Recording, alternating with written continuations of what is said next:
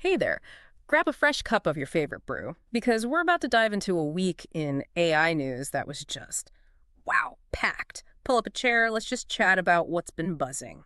It feels like AI is constantly making moves on two big fronts. It's getting deeply, almost invisibly woven into our daily lives, right? hmm And at the same time, the industry giants are really digging in, fighting to control its very foundations. So today's mission, if you choose to accept it, is to untack the whirlwind that was August 25th to 31st, 2025. We're here to grab the most important nuggets for you, the stuff that genuinely impacts your world and the bigger picture, Yeah. without getting bogged down in all the super technical jargon. We want you to feel clued in, not overwhelmed about this fascinating battle for, well, your living room and the future of AI itself. It truly is a whirlwind, and what stands out to me is exactly what you said. Yeah. These developments aren't just headlines anymore. They're fundamentally shifting how we interact with technology and how the tech titans are positioning themselves. It's like watching a chess game play out, but, with real-world stakes. Couldn't agree more. All right, let's spill the beans on some of the big strategic moves from the tech giants this week. First up, Microsoft is really showing us they mean business when it comes to owning their own AI. Ah, yes. They've just unveiled their first fully in-house AI models. We're talking MAI Voice One, which is incredibly efficient for speech generation. It can whip up a minute of audio in under a second using just one GPU, those powerful processing chips like NVIDIA's H100s. Wow, under a second. That's fast. Right. And then there's MAI One Preview, a text-based model trained on a massive scale. Think 15,000 top-tier H100 GPUs optimized for all those everyday questions you might have. This isn't just a new product. It's Microsoft essentially declaring full independence, aiming to control their AI destiny.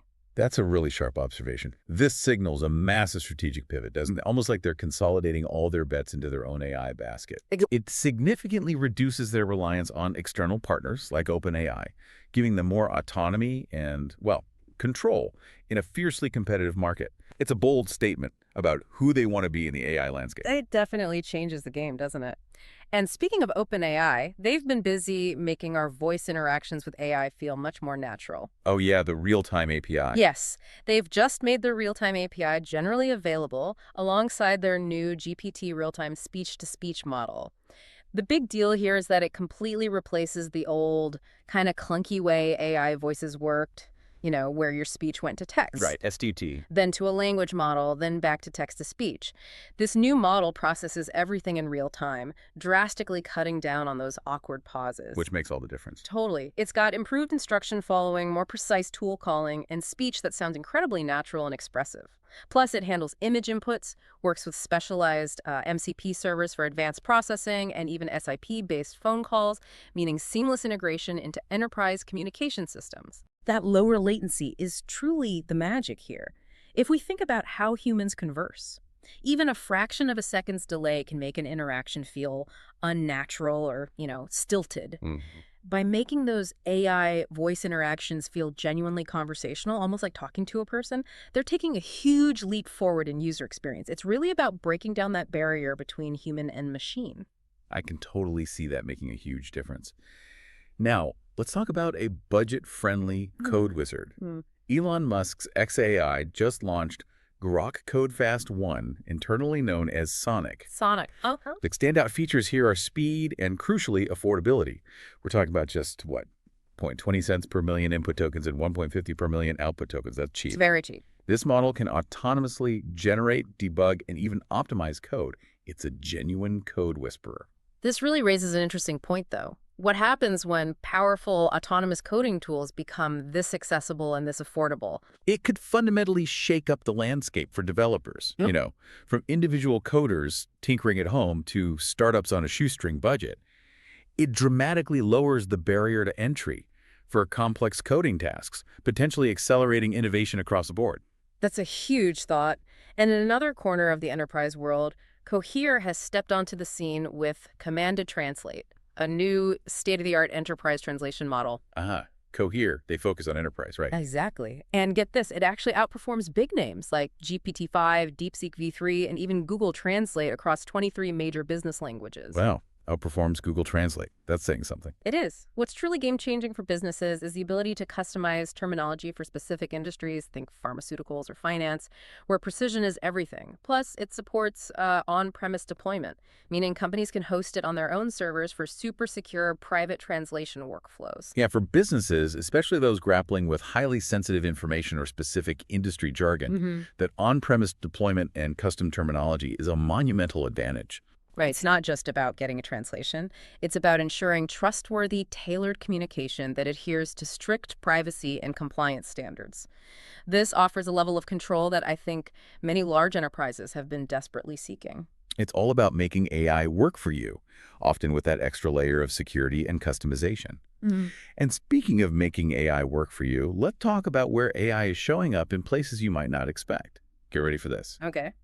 Microsoft Copilot is coming to your TV. To my TV. Seriously. Seriously, they announced its integration into Samsung's 2025 TVs and smart monitors as an animated character.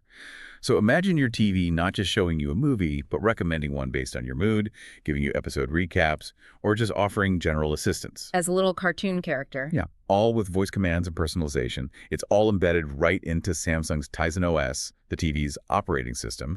And it really points to a future where your smart TV acts as a central hub for all your home's AI. Okay, this is where it gets really interesting for most people, I think. This isn't just another gadget. It's a huge step toward your TV becoming a truly central, intelligent hub for your entire home. Exactly. It's truly becoming part of the furniture, kind of blurring the lines between appliance and intelligent assistant. Think about how many hours we already spend looking at those screens. It's a natural, if perhaps a little unsettling, leap for AI integration. Laughs. I just hope it doesn't judge my late-night snack choices. Laughs, right. I'm already imagining my TV giving me side-eye.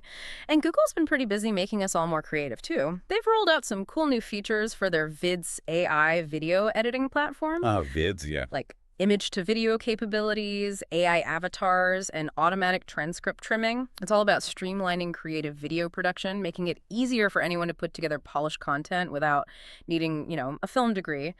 But they didn't stop there. Google also launched Gemini 2.5 Flash Image, which they internally nicknamed Nano Banana. Nano Banana. Okay, catchy. Laughs. Yeah. Yeah. This is a game changer for AI image editing. It offers precise, multi-step image editing with amazing character consistency, all using natural language prompts. It actually topped LM Arena's image edit leaderboard, that's a key industry benchmark, and supports clever things like image blending and style application. Nice. And get this. It's super competitively priced at just 0.039 cents per image, significantly undercutting rivals like OpenAI's GPT image and BFL's Flex Context. Right. If we zoom out a bit, tools like these are truly democratizing creativity, aren't they? Totally. You don't need to be a professional editor or a graphic designer anywhere to make amazing videos or perfectly tweaked images. It's like putting a high-end creative studio in everyone's pocket, empowering so many more people to create compelling visual content. It's a huge win for the everyday creator. Agreed. And Google's making our lives smarter in other ways, too. They've upgraded Google Translate with AI, bringing real-time on-screen translations for over 70 languages and interactive language learning tools. Imagine just pointing your phone at a menu in a foreign country, and it translates right there for you, no more guessing. That is genuinely useful. Isn't it? Plus, they've introduced Magic Queue in the new Pixel 10 smartphone.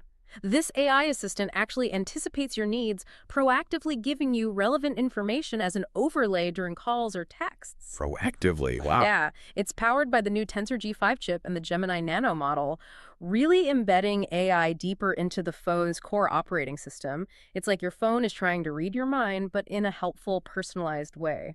Oh, and Google's Notebook LM, their AI-powered research assistant, also got a multilingual upgrade, expanding video and audio overviews to 80 languages. Talk about global accessibility. This raises a fascinating question, though. How much do we truly want our devices to anticipate our needs and provide information proactively? It's a blend of incredible convenience and, well, having a digital butler always one step ahead of you, maybe. It shifts the paradigm from reactive tools to truly proactive assistance, which is a significant change in how we interact with our tech every single day. It certainly is a big shift. Now, as exciting as all this tech is, we also need to talk about navigating the hype, especially when it comes to safety, ethics, and the real-world impact. Right, the tricky stuff. Yeah. We got some alarming news from Anthropic, for instance. Their threat intelligence report revealed the misuse of their Claude code in what they're calling vibe hacking criminal campaigns. Vibe hacking, what's that? Basically, AI was used to profile victims, compose psychologically tailored extortion demands, and orchestrate these attacks from start to finish. We're talking at least 17 organizations targeted, including healthcare, government, and religious institutions, with ransom demands exceeding $500,000. Wow. That's chilling. It really is. Anthropic responded quickly, banning the accounts and deploying enhanced detection, but it's a stark reminder. On a similar note, Brave, the privacy-focused browser company, uncovered a security flaw in Perplexity's Commute browser. This flaw allowed malicious prompt injection. Prompt injection, always a risk. Exactly, which basically means bad actors could potentially control the agentic browser. That's an AI-powered browser that can act autonomously on a user's behalf. Perplexity is, of course, working to address that, but it highlights a persistent concern in the AI security world. What's truly critical here is that as AI systems become more powerful and autonomous, so do the ways they can be misused. It's a constant cat and mouse game, isn't it? Definitely. Between the builders trying to secure these systems and the bad actors trying to exploit them. This really underscores the dual-use nature of AI and the constant need for vigilance and building in safety from the very start. Absolutely. Vigilance is key. And OpenAI has also announced new safety measures for ChatGPT. This comes in response to a lawsuit regarding a teen's suicide. Oh, that's the aim. The measures are aimed at improving user protection during expressions of suicidal intent and enhancing safeguard reliability in prolonged interactions. It's a somber but incredibly important area of focus. This isn't just about technical fixes, though. It's about the profound ethical responsibility AI developers carry. It's a very real reminder of the heavy real-world impact these systems can have on people's lives and the absolute necessity for continuous improvement in safety and accountability. Indeed. Shifting gears to another hot-button issue, copyright and compensation. Perplexity actually launched a $42.5 million publisher revenue-sharing program this week. Okay, that's interesting. Yeah, they're essentially compensating publishers whose content appears in AI search results by distributing 80% of the proceeds from their Commute Plus subscription. This is a direct response to ongoing copyright lawsuits from big names like News Corp's Dow Jones, Forbes, and Condé Nast. It's a huge move towards addressing the creator economy in the age of AI. So trying to find a middle ground. It seems like it. And on a related note, authors settled a copyright lawsuit against Anthropic. This followed a June court ruling that had actually deemed Anthropic's use of books for AI training as fair use. The details are still shaking out, but it shows some movement in this incredibly complex area of intellectual property. So what does this all mean for creators then? This is a monumental development in the ongoing debate about intellectual property and AI, right? Yeah. It's about finding a fair and sustainable way for creators to be compensated in this new digital landscape. Hopefully these moves can help set a precedent for how content and AI can coexist rather than constantly being at odds. It's definitely a space we'll be watching closely. And we can't ignore AI's broader impact on jobs and the environment.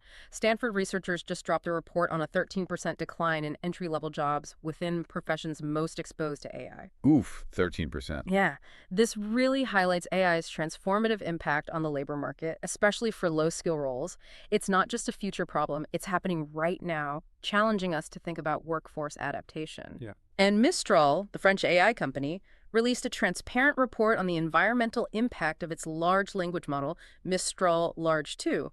They detailed its consumption of greenhouse gases, water, and resources during training, finding it's equivalent to the annual emissions of thousands of gasoline-powered cars. Wow.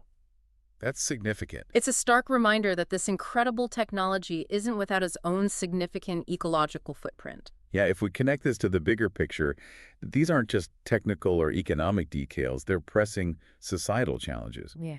How do we prepare our workforce for these profound shifts? And how do we ensure this incredible technology doesn't come at an unacceptable cost to our planet? Right. These are crucial questions about sustainability and equity in AI development that we all need to seriously consider. Those are some heavy questions to ponder over for sure. But let's shift gears for a moment and peek into the engine room, the science, research, and developer tools powering all this innovation. Okay, the fun sciencey stuff. Yeah. In the realm of biology and brain health, the Chan Zuckerberg Initiative, or CZI, introduced ARBio-1. This is an AI model specifically designed to help scientists with biological studies through enhanced data analysis and reasoning. It's all about boosting research efficiency and accelerating discoveries. CZI, yeah, pushing the boundaries there. And MIT has developed some pretty cutting-edge portable brain health diagnostic tech for the military. We're talking about the Ready app, a smartphone tool that screens for cognitive changes in under 90 seconds. 90 seconds, wow. And the Mindscape VR system for more in-depth analysis. These are designed for early detection of issues like traumatic brain injury, with clear potential for civilian use, too. That's just incredible, isn't it? What's genuinely exciting here is how AI is directly helping us understand and improve human health, from the cellular level to protecting our soldiers in the field. It's truly a game changer for scientific discovery and promises practical, life-saving healthcare applications. It really is. But some smart folks are also questioning AI's true understanding. Researchers at MIT and Harvard have raised doubts about whether AI really understands the world, even if it makes accurate predictions. Ah, the understanding versus prediction debate. Exactly. They use a great analogy. Johannes Kepler could predict planetary motion with incredible accuracy, but he didn't understand why. It took Isaac Newton to formulate the underlying principles. Their new metric found that AI significantly falls short on complex problems in this deeper understanding. This raises a profound question, doesn't it? Are we just building incredibly sophisticated calculators or something more? The Kepler-Newton analogy is a perfect way to think about whether AI is simply mimicking patterns or genuinely comprehending the underlying principles. It really delves into the philosophical implications of what intelligence truly means in these systems, something we'll be grappling with for a long time, I suspect. Fascinating stuff. And then there are advances like Meta's Dino V3, an unsupervised vision model that's basically revolutionizing how AI sees the world. It's trained on 6 times more parameters and massive data, showing outstanding performance in tasks like image segmentation and depth estimation. This thing is making AI perceive the world in a whole new, highly sophisticated way. Vision models are getting scary good. Tell me about it. On the robotics front, NVIDIA announced the general availability of its Jetson Thor robotics computer. It's a $3,499 developer kit designed for robots to run advanced AI powered by their Blackwell GPUs. Jetson Thor, okay. This offers 7.5 times faster AI compute and 3.5 times better energy efficiency. It's built to support everything from complex humanoid robots to the next generation of self-driving cars. Yeah, if we look at the bigger picture, these developments in vision and compute are absolutely crucial for making robots smarter, more efficient, and able to interact with our complex physical world in incredibly sophisticated ways. This is the underlying infrastructure that will enable the next generation of intelligent physical AI. Super cool. And for all the developers and students out there, OpenAI rolled out major updates to its Codex software development tool. Oh, Codex updates. Yeah, it now includes an IDE extension for seamless integration, GitHub code reviews, and an enhanced CLI agent, all powered by GPT-5. It's all about making the developer workflow smoother and more integrated, a real boost for coders. Making life easier for devs, always good. Definitely.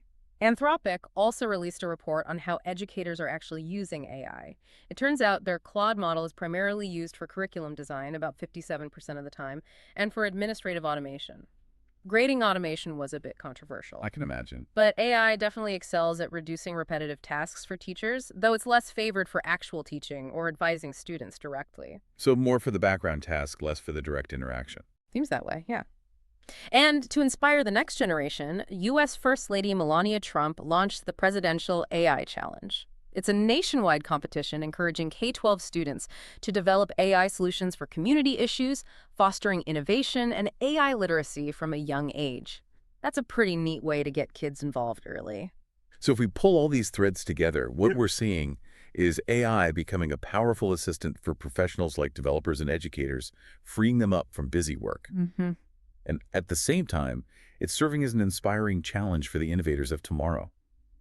It's truly about empowering people at every stage, from elementary school students to seasoned coders, to engage with this transformative technology. Phew, what a week, right?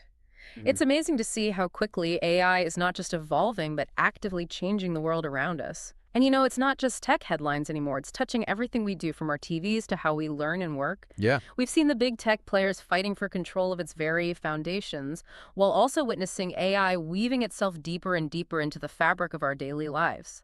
Indeed. And as AI becomes more integrated into our homes, our workplaces, and even our thought processes, that fundamental question we started with still lingers, doesn't it?